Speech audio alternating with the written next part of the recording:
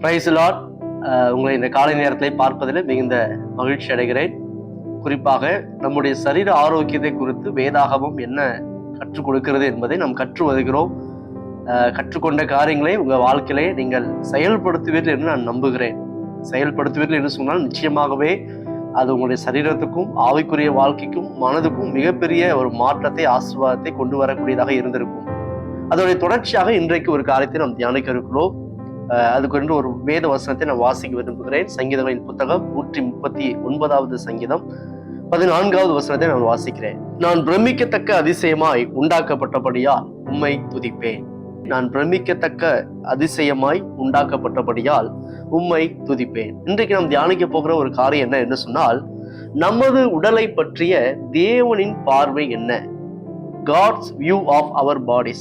தேவன் நம்முடைய உடலை பற்றி எப்படி பார்க்கிறார் என்ற காரியத்தை நாம் தியானிக்க இருக்கிறோம். முக்கியமாக இந்த உலகத்திலே நம்மை சுற்றி இருக்கிற மனிதர்கள் நம்முடைய உடலை எப்படி மதிப்பார்கள் என்று சொன்னால், நம்முடைய அழகு, நம்முடைய வெளி தோற்றம், நம்முடைய உயரம், நம்முடைய சரியான எடை, இதை வைத்துதான் நமக்கு மதிப்பு கொடுப்பார்கள், இதை வைத்தான் மதிக்கிறார்கள். ஆனால் ஆண்டவரோ நம்முடைய வெளி தோற்றத்தை பார்த்து நம்மை மதிக்கவில்லை. அதற்கு மாறாக நம்முடைய வாழ்வின் நோக்கத்தை வைத்து அவர் நம்மை மதிக்கிறவராக இருக்கிறார். இந்த உலக மனிதர்கள் வெளி தோற்றத்தை மாத்திரம் பார்த்து நம்ம எடை போடுவார்கள். ஆனால் தேவனோ வெளி தோற்றத்தை பார்க்கிறவர் அல்ல, நம்முடைய உள்ளான வாழ்க்கையை பார்க்கிறார். அதுலேயும் குறிப்பாக நாம் படைக்கப்பட்டதான உன்னதமான நோக்கத்தை பார்த்து அதன் மூலமாய் நமக்கு மதிப்பு கொடுக்கிறார். நம்மை பயன்படுத்தவும் அவர் வல்லவை உள்ளவராக இருக்கிறார். ஆனால் நிறைய நேரத்துல மனிதர்களுடைய பார்வையை நாம் பார்த்து அதன் மூலமாய் நாம் சோர்ந்து போகிறோம். இந்த நாட்டில் நிறைய பேர் சொல்ற விஷயம், நான் எதுக்கு தான் பிறந்தேன், நான் வாழ்ந்து பிரயோஜனமே இல்லை, யாருக்கும் நான் யூஸ்லெஸ் அப்படின்னு சொல்லி தங்களை தாங்களே வருத்தி கொள்கிறார்கள். மற்றவருடைய பேச்சுகளை கேட்டு தங்களுடைய சரீர அமைப்பை குறித்து வேதனைப்படுகிறார். ஆனால் அப்படி செய்வதே தேவனை அவமதிப்பதாக இருக்கும். ஏனென்று சொன்னால், இந்த சரீரத்தை கொடுத்தது மனிதர்கள் அல்ல, தேவன்.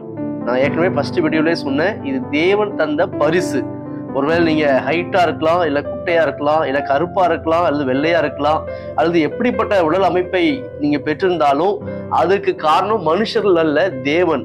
தேவன் உங்களை ஒரு குறிப்பிட்ட நோக்கத்தோடு தான் இந்த சரீர அமைப்பை உங்களுக்கு கொடுத்திருக்காரு, பரிசாக கொடுத்திருக்காரு. தேவன் நோக்கத்தை நாம் அறிந்து கொண்டோம் என்று சொன்னால், நம்முடைய சரீர அமைப்பை குறித்து மற்றவர்கள் சொல்கிறதான கேலியான பேச்சை கண்டு நாம் கவலை அடைய மாட்டோம். அதற்கு பதிலாக தேவன் கொடுத்த அருமையான சங்கீதக்காரன் சொல்கிறது போல, நான் பிரமிக்கத்தக்க அதிசயமாய் உண்டாக்கப்பட்டபடியால் தேவனை துதிப்பேன் என்று சொன்னது போல நாமும் தேவனை துதிக்கிறவர்களாக நாம் இருப்போம். அதுல முக்கியமான சில காரியம் என்ன அப்படின்னா, நம்முடைய சரீர அமைப்பை குறித்து நாம் கவலைப்படக்கூடாது, வேதனைப்படக்கூடாது. அதுக்கு மாறாக தேவன் கொடுத்த இந்த சரீர அமைப்புக்காக நாம் நன்றி செலுத்த வேண்டும். தேவன் நம்மை தவறாக படைக்கவில்லை, நோக்கம் இல்லாமல் படைக்கவில்லை அப்படின்ற விஷயத்தை நன்றாக விசுவாசித்து, அது மட்டும் இல்லாம தேவன் என்னை ஒரு முக்கியமான காரியத்தை, அவருடைய பணியை இந்த பூமியிலே செய்து முடிப்பதற்காக தான் என்னை இந்த பூமியிலே உண்டாக்கினார், அதற்காக தான் இன்றைக்கும் எனக்கு ஜீவனை தந்திருக்கிறார் என்ற அந்த நம்பிக்கையோடு ஒவ்வொரு நாளையும் நாம் நடத்துவோம் என்று சொன்னால், அது நம்ம சோர்ந்து போகாம தொடர்ந்து முன்னேறுவதற்கு அது பிரயோஜனம் உள்ளதாக இருக்கும். வேதத்துல பார்க்கும்போது தாவீதும் அப்படிதான் நிறைய நாள் ஃபீல் பண்ணிருப்பாரு நினைக்கிறேன். நான் வாழ்ந்து பிரயோஜனம் இல்லை, எல்லாரும் என்னை வெறுத்துட்டாங்க அப்படின்னு சொல்லி. ஆனா தேவ பிரசனத்தை அவர் அதிகமா வாஞ்சத்தினால, அதை விரும்பினதுனால, தேவனை பாடி ஆராதித்து கொண்டே இருந்ததுனால, இன்னும் சொல்ல போனா தேவ நோக்கத்தை அவர் அறிந்து கொண்டதுனால அவர் புலம்பாம தேவனுக்கு நன்றி செலுத்தி பாடுகிறார். அடுத்து தனக்கு கொடுக்கப்பட்ட எல்லா காரியத்தையும் உண்மையா செய்கிறார். நாட்கள் வந்த போது ஆடு மேய்த்த அந்த தாவீதை கர்த்தர் அரசனாய் மாற்றினார். அதுல முக்கியமாக அந்த தாவீதுடைய வீட்டுக்கு, அந்த குடும்பத்தாருடைய வீட்டுக்கு சாமுவேல் தீர்க்கதரிசி போகும்போது அவருடைய அண்ணன்மார்கள்லாம் பார்த்து இவரெல்லாம் ஒருவேளை ராஜாவா இருப்பாங்களோன்னு நினைக்கும் போது ஆண்டவர் சொல்றாரு, மனுஷனோ முகத்தை பார்க்கிறான், கர்த்தரோ இருதயத்தை பார்க்கிறார். அதனால இந்த நாட்களை நல்ல ஒரு விஷயத்த நீங்க புரிந்து கொள்ளணும். ஆண்டவர் எப்பொழுதுமே நம்முடைய வெளி தோற்றத்தை பார்க்க மாட்டார், நம்முடைய உள்ளான வாழ்க்கையை தான் அவர் பார்க்கிறார். அதனால தேவன் நமக்கு கொடுத்திருக்க சரீரத்தை ஆரோக்கியமா வைத்துக் கொள்வது ரொம்ப ரொம்ப அவசியம். அதே நேரத்தில் நம்முடைய மனதிலையும் அந்த ஆரோக்கியத்தை பேணி காப்பது ரொம்ப ரொம்ப அவசியம். அதனால உங்களுடைய சரீரத்தை குறித்து மற்றவங்க வித்தியாசமா பேசுறாங்களா, உங்க சரீர தோற்றத்தை குறித்து மற்றவங்க வித்தியாசமா பேசுறாங்களா, கேள்வி பண்றாங்களா, அதை பத்தி நீங்க கவலைப்படவே படாதீங்க. நீங்க ஆண்டவருடைய பார்வையில யூனிக், நீங்க அவருடைய பார்வையில மிக மிக ஸ்பெஷல். தேவனுடைய பார்வையில மிகவும் உன்னதமானவர்கள். உன்னதமான நோக்கத்தை நிறைவேற்றுவதற்கு கர்த்தர் உங்களை படைத்திருக்கிறார். முக்கியமாக ஒரு மிஷனரி வரலாற்றை பார்க்கும்போது ஒரு குறிப்பிட்ட ஒரு பெண்மணி அவங்க பிறக்கும் போது அவங்களுடைய கண்கள் மிகவும் கருமை நிற கண்களா இருந்தது. ஆனா அவங்க தேசத்துல இருக்க மத்த எல்லாருடைய கண்களும் நீல நிற கண்கள். அப்போ அந்த குழந்தைக்கு அப்போ அது தெரியல. ஆனா நாட்கள் ஆகும்போது வளர வளர மற்ற கூட படிக்கிற பிள்ளைங்களுடைய கண்கள்லாம் அந்த ப்ளூ ஐஸா இருக்குது. ஆனா இந்த பெண்ணுடைய ஐஸ் மட்டும் பிளாக் கலரா இருக்கும்போது இந்த பொண்ணுக்கு ரொம்ப ரொம்ப வருத்தம் வந்தது. எல்லாரும் கேலி பண்ணாங்க, கிண்டல் பண்ணாங்க. அது இன்னும் ரொம்ப பாதிச்சது. ஆனா இந்த பெண் செஞ்ச காரியம் ஒவ்வொரு நாளும் தேவ சமூகத்துல ஜெபம் பண்ணி, ஆண்டவரே என்னைய ஒரு குறிப்பிட்ட நோக்கத்துக்காக தான் இப்படி என்னை படைச்சிருக்கீங்க, அந்த நோக்கத்தை எனக்கு வெளிப்படுத்துங்க அப்படின்னு சொல்லி அதுக்காக மட்டும் ஜெபம் பண்ணிட்டே இருந்தா ஒரு நாள் அந்த பெண்மணிக்கு மிஷனரியாக செல்வதற்கு ஒரு அழைப்பு தேவ சமூகத்திலிருந்து வந்தது. அதுக்காக ஜெபம் பண்ணி தங்களை அர்ப்பணித்து ஜெபம் பண்ணிட்டு இருக்கும்போது குறிப்பிட்ட டைம்ல அவள் ஒரு தேசத்துக்கு மிஷனரியாக அனுப்பப்பட்டாள்.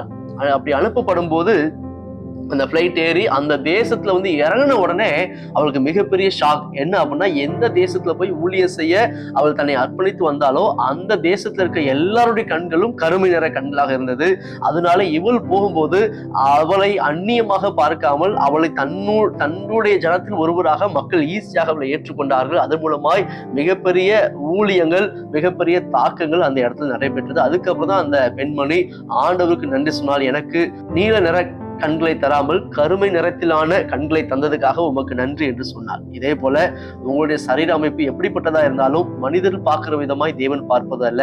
அவர் உங்களை வித்தியாசமான நோக்கத்தை நிறைவேற்றுவதற்காக உங்களை பார்க்கிறார். எனவே உங்களுடைய சரீரத்தை தேவ சமூகத்துக்கு ஜீவ பலியாக அர்ப்பணியுங்கள்.